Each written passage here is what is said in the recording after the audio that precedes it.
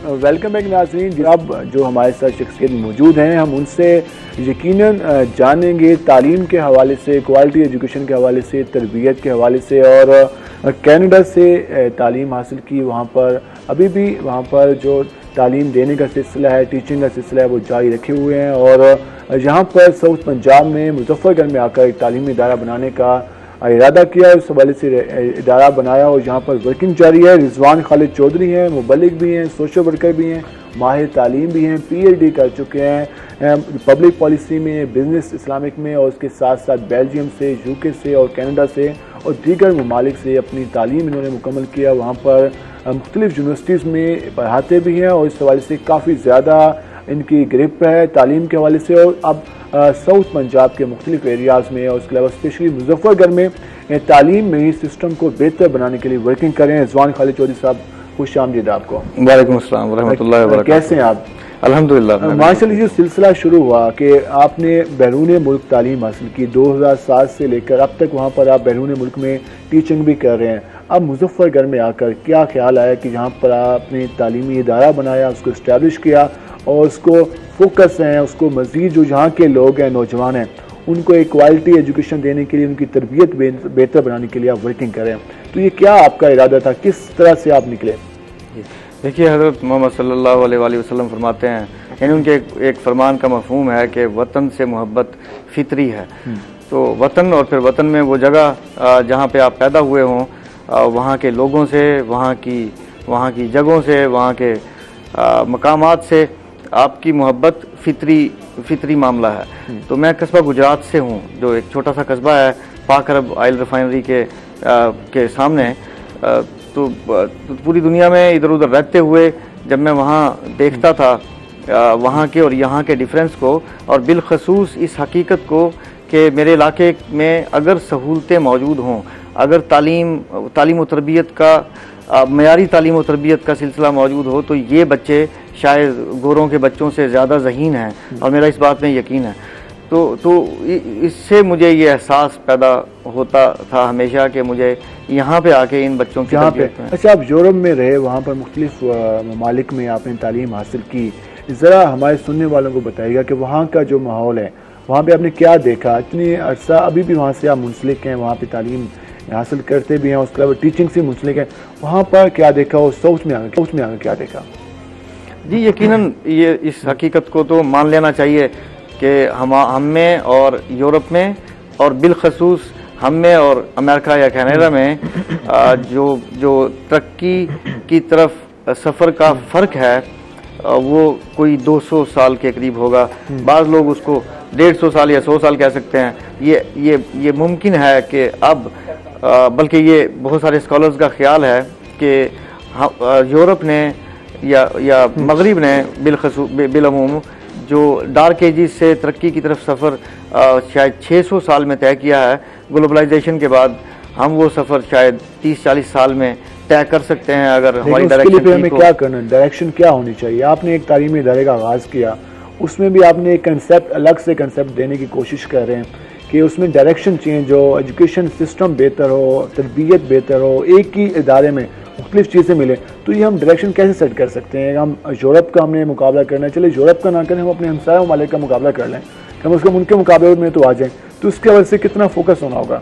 देखिए, जैसे फ़र्ज़ कीजिए कि आप एक कोई केमिकल बनाना चाहते हैं, आप मुनासिब ये होगा कि उस केमिकल के बनने का तरीका किसी उस केमिकल के माहिर से पूछ लिया जाए या वही तरीका इस्तेमाल कर लिया जाए जो आपसे पहले कर चुके हैं, बजाय इसके कि आप नए तजर्बात करते फिरें। मैं हज़रत मोहम्मद सल्लल्लाहु अलैहि वसल्लम की मिसाल एक बार फिर दूंगा।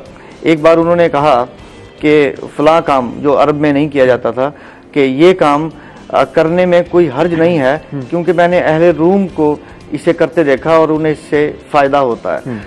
तो ये पिछली मिसाल से जोड़ते हुए ये तो हमें मान लेना चाहिए कि मगरिब तरक्की में हमसे बेपनाह ज़्यादा है, वो इखलाकियात के पैमानों में भी हमसे लंबे अरसे से बहुत ज़्यादा आगे हैं। तो इसी तरीके से उनके तजर्बात से फ़ायदा उठाने में अगर हम उठाते हैं तो ये डायरेक्शन, वो पहली डायरेक्शन होगी तरक्की की तरफ मेरे ख्याल से वो पहली डायरेक्शन होगी। जो आपने इदारा बनाया उसमें स्कॉलरशिप के हवाले से प्रोग्राम लॉन्च किया, तो वो क्या प्रोग्राम था, उसमें कितनी ज़्यादा मुश्किल है, क्योंकि एक इदारा इतनी ज़्यादा स्कॉलरशिप नहीं दे सकता, तो आप किस तरह से मैनेज कर रहे हैं और क्या तरीक़ाकार है वहाँ पे? जी देखिए, हम बेनज़ीर इनकम सपोर्ट प्रोग्राम तो बिल्कुल यानी उस जैसा कोई प्रोग्राम तो स्टार्ट नहीं करना चाहते थे।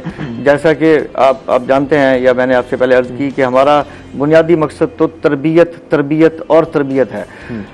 तो तालीम में भी हमारा यही मामला है कि हमने अपने स्कॉलरशिप प्रोग्राम को जिसे स्टार्ट किए हुए अब 13 महीने हो चुके और हम अब तक 335 बच्चों को अकबरी बेगम एंड ज़ीनतुन्निसा यूनिवर्सिटी सपोर्ट फंड और Ashraf Ali and Rashida memorial scholarships, ये 2 स्कॉलरशिप्स दे चुके हैं, जिसमें 30,000 रुपये तक यूनिवर्सिटी की फ़ीस या बाज़ बच्चों को 50,000 रुपये तक जो CSS की तैयारी कर रहे हैं या PMS की तैयारी कर रहे हैं, या बाज़ बच्चों की आइल्स और टाफुल की फीसिस जो फुल ब्राइट स्कॉलरशिप लेना चाहते हैं या कनाडा में कहीं जाना चाहते हैं। यानी अब तक हम मुख्तलिफ मदों में कोई 335 के लगभग स्कॉलरशिप दे चुके हैं। लेकिन इसमें जो सबसे अहम बात यह है कि हमने ये बजाय इस स्कॉलरशिप को, इन पैसों को बच्चों में बांटने के, हमने इसको एक तरबियती प्रोग्राम से जोड़ दिया। आपके तरबियती प्रोग्राम में किन चीज़ों पे फोकस किया जा रहा है? जी, ये बहुत खूबसूरत बात है। देखिए, और इसी से इस इदारे का शायद मकसद भी वाज़ेह होगा। दरहकीकत हम ऐसे ग्लोबल मुस्लिम पैदा करना चाहते हैं जो ना सिर्फ साइंसी तालीम हासिल कर चुके, यानी हम ऐसे ब्यूरोक्रेट्स, ऐसे डॉक्टर्स, ऐसे इंजीनियर्स, ऐसे इंटरनेशनल ब्यूरोक्रेट्स, ऐसे लोग पैदा करना चाहते हैं जिनके लिए दुनिया वाकईतन गांव हो। यानी अगर वो आज यहाँ से बैठ के अमेरिका में या कनाडा में या ऑस्ट्रेलिया में जाओ अप्लाई करें तो उनको वहाँ की मार्केट से मुकाबला करने में मुश्किल पेश ना आए, लेकिन साथ साथ वो ऐसे हों कि उनके ईमान में कोई अगर मगर 3-5 ना हो, और मज़हब को भी साथ लेके चलें और जो एजुकेशन है, जो हम टेक्नोलॉजी है, उसको भी साथ लेके चलें। जी बिल्कुल। मज़हब में और दीन में थोड़ा सा फ़र्क है।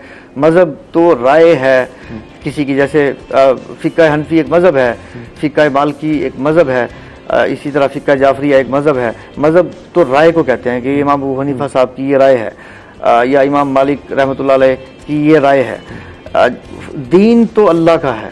तो हम इसमें यानी दीन में कुरान पाक है और राय सुन्नत है जो हज़रत मोहम्मद सल्लल्लाहु अलैहि वसल्लम ने कर दिखाया और हम तक वो उसकी कोई सूरत पहुंच गई। तो ये वो मुश्तरकात हैं हज़रत मोहम्मद सल्लल्लाहु अलैहि वसल्लम की ज़िंदगी और कुरान पाक, जिसके लिए जिससे कोई फ़र्क नहीं पड़ता कि जिसके बाद कि आप शिया हैं, सुन्नी हैं, वाबी हैं, देवबंदी हैं, बरेलवी हैं या मालकी हैं या शाफ़ई हैं। तो हम दीन की तरफ फोकस करते हैं बजाय मज़हब। इसमें एक चीज़ जो आपने की कि हम कम्पीट कर सकें, हम ऐसा स्टाफ तैयार कर सकें, ऐसे लोग तैयार कर सकें जो उनका मुकाबला कर सकें या उस लेवल की तालीम, उसके लिए फिर आ जाती है फैकल्टी के हवाले से क्या आपने तरीक़ाकार इख्तियार किया है? और सेकंड मैं इसी में ऐड करूँगा कि इस प्रोग्राम में आने के लिए कौन स्टूडेंट आ सकता है, कैसा स्टूडेंट आपको चाहिए, रिक्वायरमेंट्स आपकी क्या है? जी एक तो 2 चीज़ों को अलग कर लें। एक तो जो हमारा कॉलेज जो अब स्टार्ट हुआ है, इसके अंदर जो स्टूडेंट्स होंगे, फिलहाल हम उनमें FSC के स्टूडेंट्स ले रहे हैं और पाकिस्तान भर से हमारे पास गिलगित बल्तिस्तान से भी बच्चे आ रहे हैं, कश्मीर से भी, मस्तूंग से भी, यानी कश्मीर से भी, दूर दराज इलाकों से बच्चों ने हमारे यहाँ अप्लाई किया और हम उनको स्कॉलरशिप्स दे रहे हैं। ये स्कॉलरशिप्स तो हैं कॉलेज के लिए और इसमें साउथ पंजाब के बच्चों के लिए भी और बलूचिस्तान के बच्चों के लिए भी एक मखसूस कोटा है। लेकिन ये तो अब हम स्टार्ट कर रहे हैं। जो हमने 13 महीने पहले से स्टार्ट किया हुआ एक ऑलरेडी प्रोसेस है, उसके अंदर भी बिलखसूस वो साउथ पंजाब के बच्चों के लिए था और साउथ पंजाब में से भी बिलखसूस ज़िला मुजफ्फरगढ़ के मेरे अपने इलाकों के बच्चों के लिए था। और उसमें हमने जो तरबियती लेक्चर्स के साथ इस स्कॉलरशिप प्रोग्राम को जोड़ा, अपने उन लेक्चर्स को देने वालों में प्रोफेसर डॉक्टर तुफैल हाशमी साहब थे जो सैकड़ों लोगों को PhDs करा चुके, मुख्तलिफ यूनिवर्सिटीज़ की सरबराही कर चुके।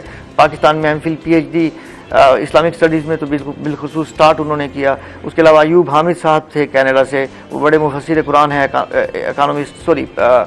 फाइनेंशियल एनालिस्ट हैं। इसके अलावा यानी आप यूँ समझिए कि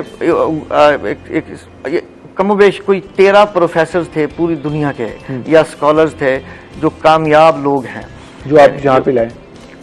बाज़ में यहाँ पे आए उनमें से और बाज़ ने उन बच्चों को, हम वहाँ पाम ट्री इंटरनेशनल कॉलेजिएट में जो हम ये कॉलेज स्टार्ट कर रहे हैं, इसके अंदर इसकी बिल्डिंग जो जितनी बन चुकी थी वहाँ पे इन बच्चों को इकट्ठा करके उनके लेक्चर्स वीडियो लिंक पे हम सुनवाते थे, और उन लेक्चर्स को सुनवाने के फ़ौरन बाद उन्हीं लेक्चर से मुतालिक रिफ्लेक्शन हम उनसे ले लेते हैं कि आपने इस लेक्चर में क्या सीखा, और फिर उस रिफ्लेक्शन को चेक करने के लिए एक अलग से टीम थी जिसमें 10 लोग थे। वो 10 लोग उनको चेक करके उनकी ग्रेडिंग करते थे, और फिर हम उन बच्चों को जो टॉप पे आने वाले बच्चे हैं, हमें पता चल गया कि ये अटेंटिव बच्चे हैं, तो उनको अभी जो आपका 13 महीने का एक्सपीरियंस रहा, जो आपके पास बच्चे हैं, तो आप क्या समझते हैं कि जो अभी उनको एजुकेशन डिलीवर हुई तो वो क्या कम्पीट कर सकते हैं बाकी जितने भी इदारे हमारे पाकिस्तान में मौजूद हैं? जी, अभी उनमें से हमारे 3 बच्चे CSS की तैयारी कर रहे हैं। मैं आपको यकीन से कहता हूँ, उनमें से एक का नाम है सेकंड नेम अफजल है। मुझे यकीन है कि अगली मरतबा जब आप अखबार में इस मरतबा CSS में टॉप करने वाले बच्चे का नाम देखेंगे तो इंशाल्लाह उसमें वो होगा। हमारे बाकी बच्चे, उनमें से बाज़ यूनिवर्सिटीज़ में सैयद उस्मान हैं, जैसे ये स्कॉलरशिप प्रोग्राम को मैनेज करते हैं, उनका ख्याल ये है कि इनमें से बहुत सारे बच्चे मुख्तलिफ यूनिवर्सिटीज़ में, कनाडा में, अमेरिका में स्कॉलरशिप से अप्लाई कर सकेंगे। ये काफ़ी इशू होता है हमारे यहाँ स्टूडेंट्स को कि हम खुद जब यूनिवर्सिटी में थे तो ये मालूम नहीं होता कि हमने बैरून मुल्क तालीम हासिल करनी है, बाहर की यूनिवर्सिटीज़ हैं वहाँ पे तालीम हासिल करनी है, किस तरह से अप्लाई करें, वहाँ के स्कॉलरशिप प्रोग्राम किस तरह से अवेल करें, तो इस पर क्या फोकस करें आप लोग? ये आपका बहुत अच्छा सवाल है, और ये हमारे मकासद में से एक मकसद है हमारे स्कॉलरशिप प्रोग्राम के। हमने अब जो अपना स्कॉलरशिप प्रोग्राम यानी तरतीब दे रहे हैं, उसकी जो तरबियती सिलसिला उसका जो तरतीब दे रहे हैं, उसमें हमने एक प्रोग्राम सभी के लिए कंपलसरी कर दिया है। उसका नाम है comprehensive communication, computing and competition preparation programme. इसमें न सिर्फ उन्हें ये दीन के मुतालिक लेक्चर्स इनके होंगे मुख्तलिफ स्कॉलर्स के, जिन्हें डॉक्टर तुफैल हाशमी साहब बना रहे हैं, बल्कि साथ साथ इसमें आइल्स और थाफुल जो पढ़ाने के लिए लंदन से एक खातून आ रही हैं जो हमने हायर की हैं, और कनाडा से कुछ लोग आ रहे हैं, बल्कि साथ में इसमें कंपटीशन प्रिपरेशन भी होगी। यानी हम इसमें बहुत सारे ब्यूरोक्रेट्स को शामिल कर रहे हैं जो पहले से CSS वगैरह कर चुके हैं, ताकि वो उनको अभी से उन बुनियादों पे ट्रेनिंग कराएं। और साथ में ये कि यानी ये 2 साल का प्रोग्राम होगा जो हमारे सभी बच्चों के लिए कंपल्सरी होगा। इसमें उन बच्चों को अभी से हम वो तैयारी भी कराएंगे कि कल उन्हें FSC करने के बाद फर्ज कीजिए मेडिकल और इंजीनियरिंग के टेस्ट की तैयारी के लिए कौन सी क्लास से शुरू हो जाएगा? जी, ये प्रोग्राम कौन सी क्लास से शुरू हो जाएगा? 11th से शुरू होगा। 9th में इसका एक जूनियर प्रोग्राम है। हम लोग 9th भी स्टार्ट कर रहे हैं 1 महीने में। हम लोग ग्रेड 4 तक का ओंटारियो बोर्ड ऑफ एजुकेशन से मंजूरी के साथ एक सारा सिस्टम को मैनेज करने के लिए फंड्स भी चाहिए होंगे, तो फंड्स किस तरह से आप हासिल करें? क्या आपका इनकम, आप सोर्स ऑफ इनकम क्या है इस हवाले से? जी, ये बहुत पहली बात तो मैं ठीक ठाक कमाता हूँ। मैं मुझे ये कहना तो नहीं चाहिए, लेकिन मैं पाकिस्तान के वज़ीर आज़म की तनख्वाह से ज़्यादा टैक्स देता हूँ, सालाना तनख्वाह से ज़्यादा, उससे कहीं ज़्यादा। यानी उसके अलावा मेरी सेविंग्स थी, मैं पिछले 22 साल से तालीम के सिलसिले से मुंसलिक हूँ और काफ़ी अच्छा कमा लेता हूँ। तो एक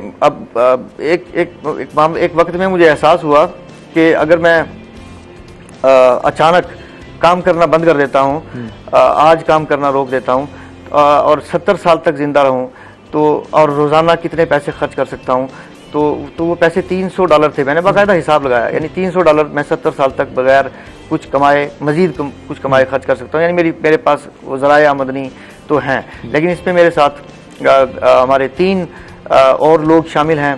फ़हद साहब हैं, उमर साहब हैं, मेरे भाई हैं सलमान वगैरह, सैयद उस्मान साहब हैं जो इस सारे स्कॉलरशिप प्रोग्राम को मैनेज कर रहे हैं, डॉक्टर तुफैल हाशमी साहब हैं, आपकी पूरी टीम, हमारी टीम है। जी, एक चीज़ तो मैं जानना चाहूँगा कि आप यूरोप में रहे, मोस्टली लोग होते हैं कि वहाँ जाते हैं, वहाँ के रंग में रंगे जाते हैं। आप मज़हब और दीन के हवाले से भी काफ़ी फोकस हैं और ये चाहते हैं कि जहाँ जो तालीम लोग हासिल करें वो टेक्नोलॉजी भी हासिल करें, क्वालिटी एजुकेशन भी हो, तरबियत भी हो, दीन भी साथ चले।